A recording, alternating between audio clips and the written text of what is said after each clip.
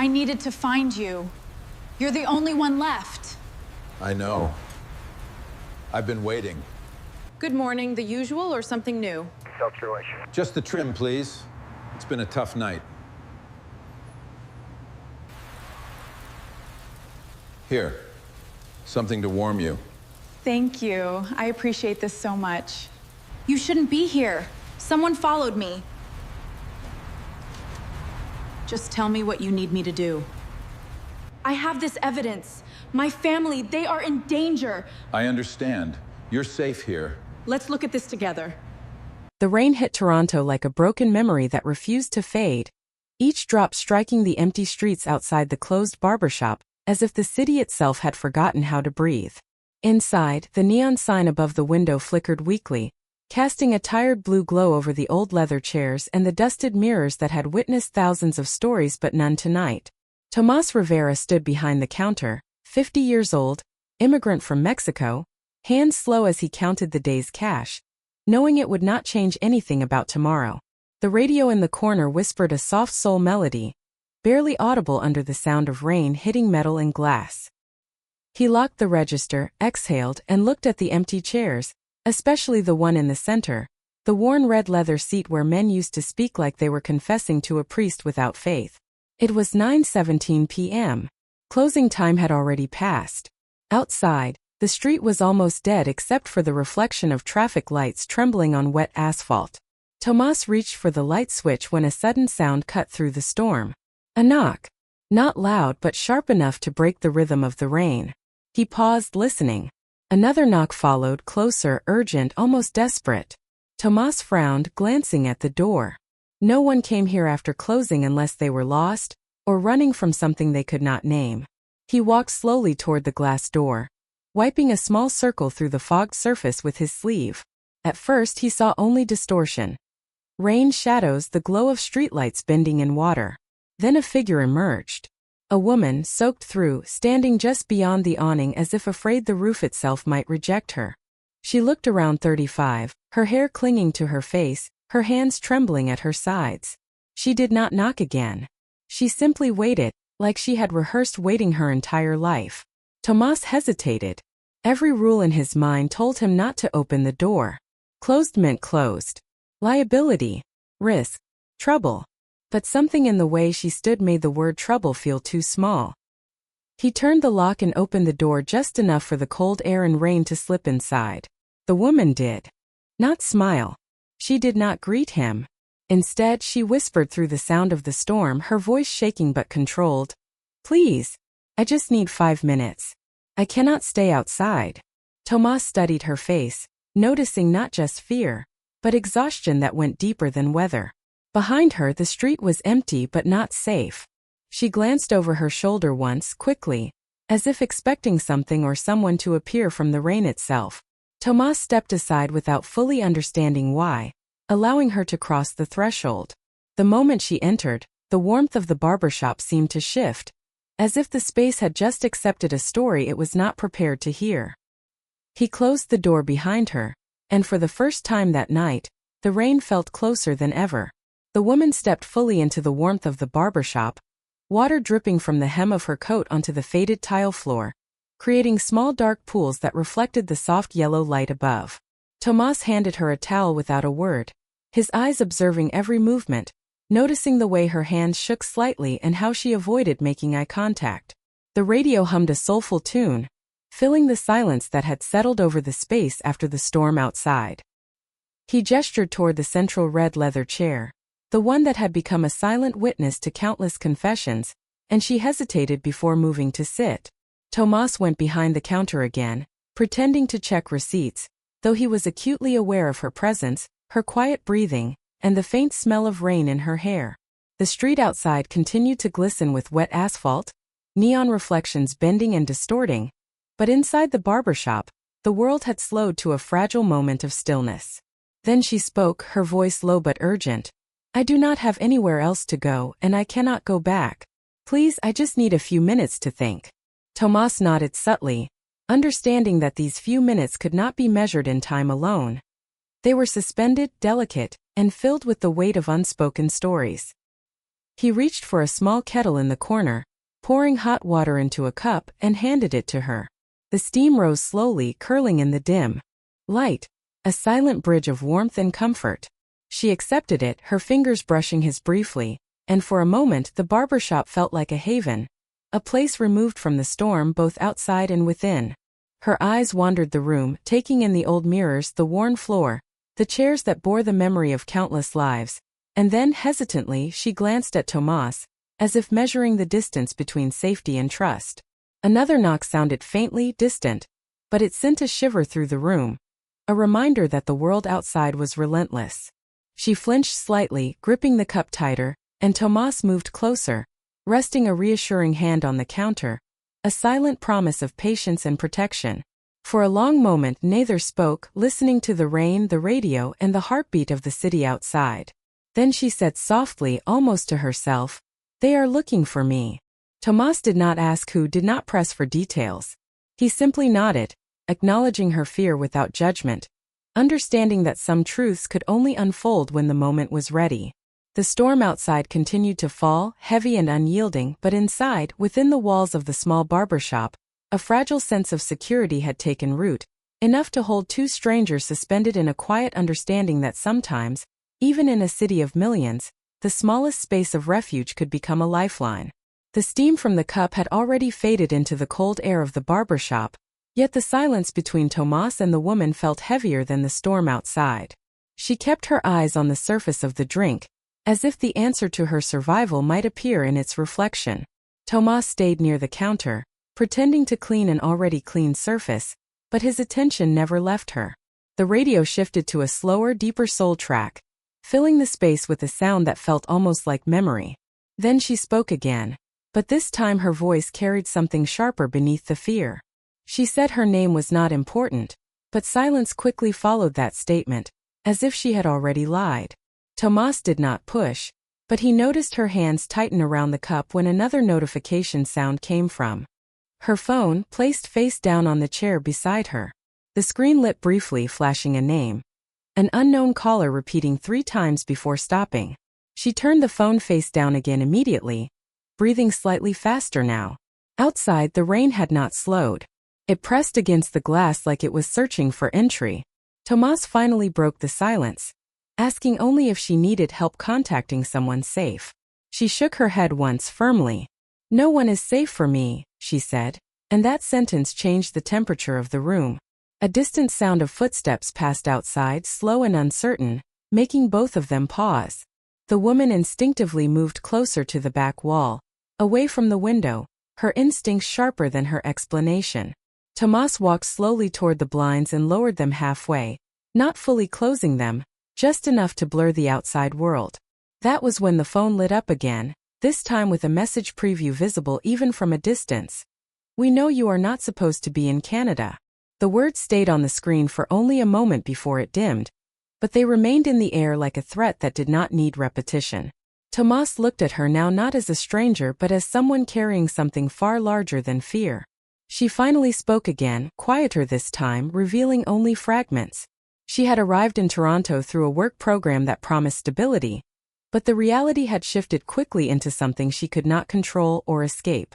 She had documents but not protection. She had work but not freedom. And when she tried to step away, the system around her did not release its hold. Another knock echoed faintly, not at the door this time, but somewhere in the building structure, maybe pipes or wind, yet it was enough to make her flinch. Tomás noticed that reaction more than anything she had said. He realized she was not just hiding from people. She was hiding from expectation, from consequences, from a structure she no longer trusted. The barbershop, once just a place of haircuts and silence, now felt like the only space where time was not chasing her. And as she sat there, holding onto a cup that was now almost cold, she whispered something that changed everything without needing explanation. "If I leave tonight, I disappear completely." Tomás did not respond immediately. Instead, he turned off the radio, and in that sudden absence of sound, the rain outside became the only voice left in the world. The sudden vibration of the phone broke the fragile silence in the barbershop, startling both Tomás and the woman. She glanced at the screen, her face tightening as if the light itself had burned a mark on her skin. A message preview appeared briefly. "We are watching. You cannot hide." She quickly turned the phone over, pressing it face down, and exhaled through her nose, a shallow breath that barely disturbed the cup in her hands. Tomás observed quietly, the hum of the soul music filling the space with a tense rhythm that seemed to echo her apprehension. He gestured toward a small side table where another towel was neatly folded, a silent offer of comfort, and she accepted it without a word, wrapping it around her shoulders. Her eyes wandered the barbershop once more, pausing on the red leather chair. The mirrors streaked faintly with condensation, the walls carrying the memory of voices that had long since left. Then she began to speak, carefully, hesitantly, revealing fragments of her story. She had arrived in Toronto through a government work program, a path that promised opportunity but delivered uncertainty. Her employer had promised stability and security, but the reality was different. Hours that did not match contracts, responsibilities that were never disclosed, and a system that could discard her without notice. Each sentence she spoke carried weight, yet she left gaps, as though each omission was a shield against further danger. Another knock sounded, this time softer, almost like a tapping from inside the building or a stray piece of debris moved by the wind, but it caused her to flinch noticeably. Tomás moved a step closer, his presence a steady anchor in the chaos of the moment, and lowered the blinds slightly, filtering the neon light from the street, giving them both a sense of separation from the outside world. She spoke again, revealing that she had collected evidence of irregularities and abuse that could expose the employer, but doing so put her at personal risk, as there were powerful people who did not want the truth known. The weight of her words filled the barbershop, pressing on the quiet spaces between the furniture, the shelves, and the walls. Tomás did not respond verbally, only offered a nod, signaling his understanding and silent support. She finally set the cup down, her fingers lingering on the edge, eyes meeting his briefly. "If I leave tonight, I disappear completely," she whispered, voice trembling but resolute. The storm outside continued without change, relentless and raw, but within the barbershop, a fragile understanding had formed, a shared recognition that safety could exist even if only for a moment, that this small space, filled with the scent of rain and aged leather, had become a temporary haven in the midst of uncertainty. The barbershop felt different now, as if the walls themselves had begun to absorb the weight of what had been spoken. Outside, the rain had not eased, but inside the space between silence and survival had grown thinner. Tomás stood near the counter, his eyes fixed on the woman as she sat wrapped in the towel, her breathing uneven but controlled, like someone trying not to collapse under the pressure of being seen. The phone remained face down beside her, but its presence was heavier than any sound in the room. Then it vibrated again, sliding slightly across the wooden table, and this time neither of them looked away quickly. A new message appeared in the reflection of the mirror behind them. "You are not supposed to be there. We will retrieve what belongs to us." The words lingered even after the screen dimmed. Tomás finally spoke, his voice low, careful, asking if she had contacted authorities or anyone she could trust. She shook her head slowly, explaining that she had tried before but the system only redirected her back to the same people she was trying to escape from. That was when the doorbell above the entrance suddenly rang once, sharp and unexpected, cutting through the room like a fracture. Both froze. No one entered. Only the wind outside moved, pressing against the glass, but the sound had been enough to shift the atmosphere completely. Tomás walked toward the door and locked it again, turning the bolt slowly as if trying not to disturb whatever balance remained. The woman stood now, holding the towel tighter around her shoulders, her voice barely audible as she said that if anyone from her employer's network found her, they would erase her presence through paperwork, visas, and records until she no longer officially existed anywhere. Tomás turned back toward her, absorbing the reality of her words without interruption. Then, unexpectedly, the barbershop door shook slightly again. Not from knocking but from someone trying the handle. It lasted only a second, but it was enough to send a silent warning through both of them. Tomás did not move this time. Instead, he reached for the lights and dimmed them, leaving only the neon glow from the window to paint the room in fractured colors. The woman stepped closer to the center chair, instinctively choosing the one place that felt least exposed, as if the chair itself had become a shield. Tomás noticed this and quietly moved a small stool closer to her, creating a simple barrier between her and the door. She looked at him then, her expression changing slightly, not to relief but to recognition, as if she had not expected anyone to choose her safety over their own certainty. She finally admitted that she had saved documents on her phone, evidence of exploitation and unlawful practices tied to multiple locations across the city, but she did not know who could be trusted with it anymore. Tomás listened, realizing that the barbershop was no longer just shelter. It had become a fragile intersection between truth and danger. Outside, the rain intensified again, pressing harder against the glass like it wanted in. But inside, time seemed to suspend itself around two strangers who now understood that what was standing outside the door was not just weather, but consequence waiting for permission to enter. The moment the handle stopped moving outside the door, a heavy silence fell across the barbershop, thicker than the rain itself. Tomás remained still, listening, his hand resting near the bolt as if the smallest movement could trigger something irreversible. The woman stood near the center chair, her eyes locked on the door, her breath shallow but controlled, as though she had trained herself to survive moments exactly like this. No knock followed, only the distant sound of tires passing through water on the street, fading quickly into the storm. Tomás slowly stepped back from the door and exhaled, but his expression remained unchanged, as if he knew the night was not finished with them yet. The woman finally spoke, her voice lower than before, revealing more than she had intended. She said the documents she had were not just about her own situation, but included records tied to multiple workers, people who had already been silenced by administrative removal, contract erasure, and forced relocation within the system. Each word she spoke added a heavier layer to the air inside the barbershop, transforming it from shelter into something closer to a fragile witness stand. Tomás listened carefully, realizing that what had entered his shop was not just a person in danger, but a chain of truth that others had tried to bury. Without warning, the phone lit up again, brighter this time, vibrating repeatedly as if refusing to be ignored. A new message appeared clearly enough for both to see. "Return what you have taken or we will escalate." The woman closed her eyes for a brief moment, as if absorbing the inevitability of what she had been running from. Tomás made a decision without speaking. He walked to the front window and adjusted the blinds completely this time, sealing the view of the outside street, turning the barbershop into a sealed world of dim neon and shadow. He then returned and placed a small towel over the phone, not to hide it, but to silence its presence visually, as if reducing its influence over the room. The woman looked at him with something between gratitude and disbelief, as if she had not expected quiet resistance to feel like protection. She finally admitted that she had not intended to bring the documents into the city alone. She had been meeting someone who was supposed to help her secure legal protection, but that person disappeared after their last contact. Since then, every attempt to move forward had been met with increasing pressure, indirect warnings, and surveillance that never fully revealed itself but was always felt. Tomás absorbed this without interruption, understanding that fear does not always arrive loudly.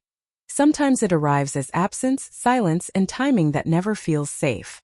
Outside, the rain shifted again, now lighter but more constant, tapping against the glass in a rhythm that felt almost deliberate. The woman sat back down slowly in the red leather chair, no longer just hiding but waiting, as if the barbershop had become the only place where waiting did not mean surrender. Tomás turned off the remaining overhead light, leaving only the neon sign to glow through the front window, painting the room in fractured blue and red tones. In that moment, both of them understood the same truth without speaking it aloud. Whatever was outside the door was not just looking for her anymore. It was circling something much larger than a single night. The barbershop felt smaller than before, as if the walls had quietly tightened around the truth that now filled it. The neon sign outside flickered more aggressively, casting unstable shadows across the red leather chair where the woman remained seated, her posture no longer purely defensive but exhausted, as though she was running out of places inside herself to hide. Tomás stood near the counter, watching the street through the partially closed blinds, his mind no longer focused on what was happening outside, but on what it might become if silence broke. Then, without warning, headlights appeared through the gaps in the blinds. A slow-moving vehicle passed, then stopped further down the street. Neither of them spoke. The woman immediately lowered her head slightly, instinctively avoiding visibility even through glass and shadow. Tomás did not move, but his attention sharpened, tracking every subtle change outside. After a long moment, the vehicle continued and disappeared into the rain, leaving only the sound of water and distant tires. But the feeling of being observed did not leave the room. The woman finally spoke again, her voice quieter than before, explaining that the network she had mentioned was not a single employer, but a coordinated structure that moved people through temporary contracts, shifting identities, and controlled relocation patterns that made tracking nearly impossible once someone tried to step out. Each sentence she spoke made the barbershop feel less like a refuge and more like a temporary pause inside a larger system that never truly stopped operating.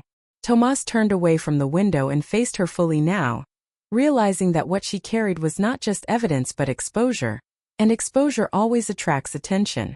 The phone on the counter lit up again, but this time it was not a message. It was a call. The screen displayed no name, only a block number. It rang once, then twice, filling the space with a sound that felt physically heavier than the rain outside. The woman did not answer. The call ended, and immediately another call came from the same number. Tomás reached out and placed the phone inside a metal drawer beneath the counter, closing it slowly, not to erase the threat but to contain its presence. The sound stopped, but the implication remained. The woman looked at him, and for the first time her expression shifted from fear to something closer to resolve, as if she understood that hiding alone would no longer be enough. She said she had one final connection, a person who had once offered to help her secure protection if she ever reached a point where she could no longer run. But she had not contacted them because doing so meant committing fully to exposure, and once exposed there would be no return to anonymity. Tomás listened without interrupting, understanding that the night had reached a threshold where decisions replaced waiting. Outside, the rain softened again, but the silence that followed was not peace. It was anticipation. The barbershop, once a simple space of cuts and conversations, had become a sealed moment where truth, risk, and choice now existed in the same fragile breath. The moment Tomás locked the drawer containing the ringing phone, the silence that followed felt heavier than any sound it had replaced. The woman remained seated in the red leather chair, her fingers now resting loosely in her lap, no longer trembling as much, but her eyes carried a new kind of awareness, as if she understood that every layer of protection around her was temporary. Outside, the rain had softened into a steady, distant rhythm, but the city beyond the glass still felt alert, like it had not forgotten what it was searching for.